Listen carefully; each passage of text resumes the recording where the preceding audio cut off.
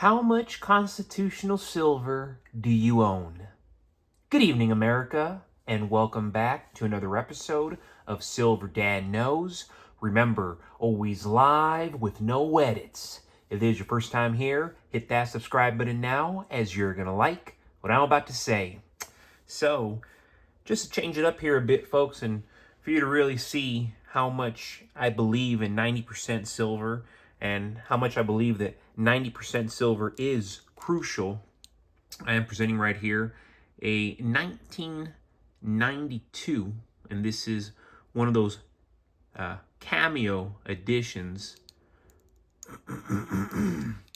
90% silver, even though this is from the year 1992. Of course, this is a very special piece. Not common at all. The majority of them are not 90% silver. The majority of them are, you know what, crap. Then we got a piece right here from 1957 and another piece right here from 1964. This is actually authentic 90% silver, aside from that special edition 1992. But right here, this is very interesting, and definitely these are just as important as Mercury dimes, but we're looking at a 1957 dime, and these are part of the Roosevelt dime series, which began in 1946 to honor President Franklin D. Roosevelt. These were designed by John R. Sinek. The coin features Roosevelt's portrait. This is the obverse with the word liberty and the national motto, "In God We Trust." Then, how could we ever forget the reverse, depicting a torch symbolizing freedom, flanked by an olive branch for peace and an oak branch for strength. All 1957 dimes were struck in 90% silver and 10% copper, weighing 2.5 grams and measuring 17.9 millimeters in diameter. Two versions exist, one from Philadelphia, which has no mint mark, and one from Denver, which has the D mint mark. And that is actually beneath the torch if it has it. Combined, over 178 million were minted, about 77 million in Philadelphia and 101 million in Denver, making them common in circulated condition. Because they're composed of silver, their intricate melt value is tied to silver's spot price, usually exceeding $3. However, uncirculated and proof examples hold collector premiums, especially those with strong luster, clean surfaces. You see those full torch lines known as full bands. While not rare, the 1957 and 1957 D dimes remain popular among silver stackers and vintage U.S. coin collectors for their historical and precious metal value. But definitely very, very cool. Very important to beginning pieces prior to 1965. 1964 and under, that's legit constitutional silver, essential for your stack. And before we go any further, folks, I'm going to give a quick shout out this to my always loyal subscriber. This is James Ash Brook. You're right. An ounce of silver is an ounce of silver anywhere in the world, not subject to exchange rates, inflation, market fluctuations, war, political instability, or anything else. Silver is almost perfect when not manipulated by government and banks. Great comment right there from my loyal subscriber, James Ash Brook. And so true. It's like silver is legitly perfect when not manipulated by governments and by banks. And that's what they always like to do so well, is to manipulate the price of silver. But as we're seeing, folks, they're printing it $1 trillion every 100 days. And now we're seeing gold soar. Now we're seeing silver soar. Everybody thought, no, it's going to go back down. It's going to level out at $40. No way. No way. That was just kind of just to spike it up. And we ain't looking back. We ain't looking back. It's about to get what we were always expecting. It's happening now, folks, because look what's happening to the dollar.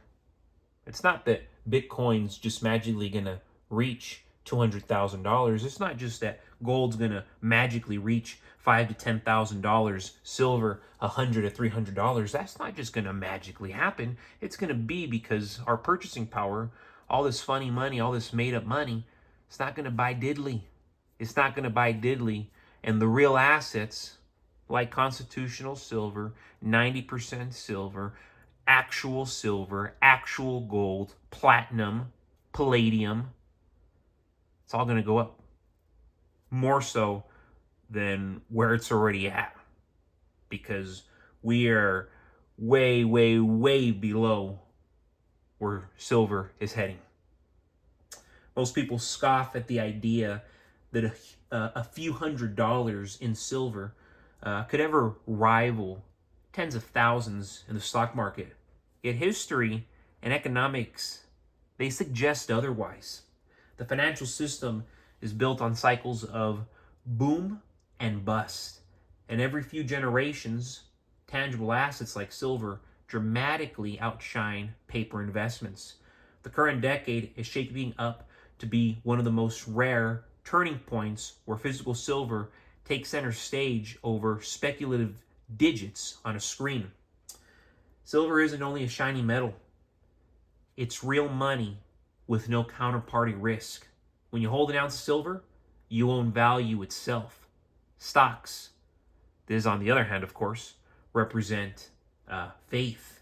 Faith that a company will stay profitable, that a CEO won't make disastrous decisions, and that markets won't collapse under debt or inflation. Yeah, we don't want to be on that side. During crisis, that faith evaporates very, very quickly. Silver doesn't need earnings reports or corporate management to justify its worth. Its value is intrinsic and has been for thousands of years. Thousands of years proven. The math also tells a powerful story. At $50 an ounce, $1,000 buys you 20 ounces of silver. If silver climbs to $250 during the next economic reset, a plausible target considering the supply crunch and monetary debasement, those same 20 ounces would be worth $5,000 plus. That's a 400% gain. To get that kind of return from 50,000 in stocks, you need the market to 10 times. Something that would literally and could literally take decades or never happen at all.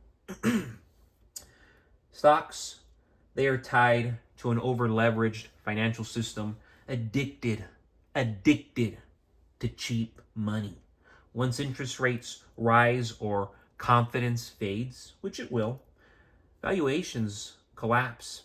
In contrast, silver thrives in that environment.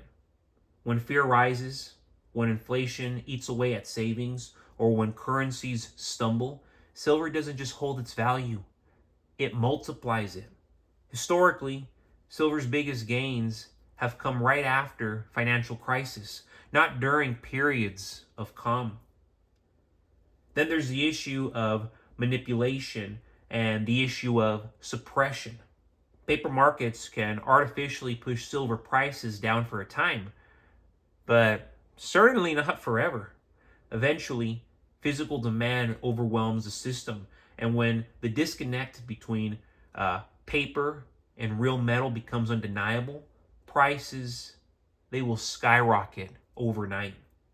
Meanwhile, most investors are overexposed to the stock market and underexposed to real assets. This imbalance means when the tide turns, money will rush into silver in panic, just like it did in the 1970s and just like it did in the early 1980s. In the end, $1,000 in silver represents something stocks can't. It represents something that stocks don't do, which is sovereignty. It's unbreakable, portable, and immune to the lies of Wall Street. In an age of digital promises, holding real metal will be the smartest move of all. But folks, as always, thank you so much for joining us for another evening, another episode of Silver Dad Knows. God bless you, God bless your household, and God bless America.